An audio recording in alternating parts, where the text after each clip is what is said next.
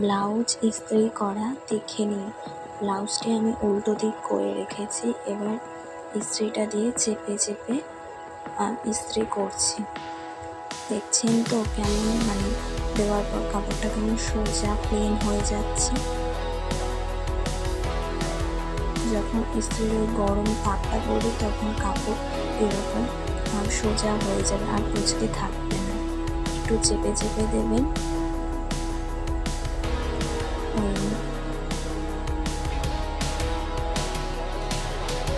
ব্লাউজের যেখানে হেম সেলাই করেছে সেখানগুলোতেও আমি চেপে চেপে দিচ্ছি, যাতে হেম সেলাই জায়গায় যাতে কুঁচকে না থাকে। হাতার কাজটাও একটু আয়রন করে নিচ্ছি চেপে চেপে।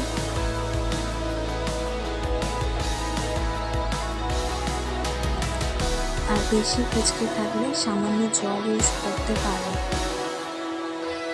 আমি এটা সামনে পাটটা আয়রন করে দেখাচ্ছি।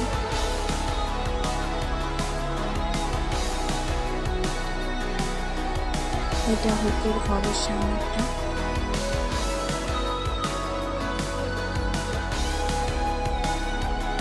এটা খাপটা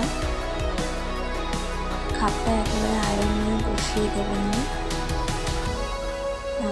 ব্লাউজটা সোজা করে নিয়েছি, সোজা করে ফিনিশিং আয়রন করে নিচ্ছি।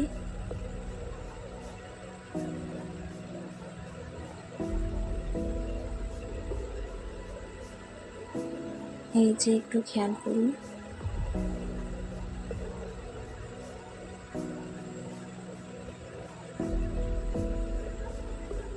কিভাবে আমি আয়রনটা করছি।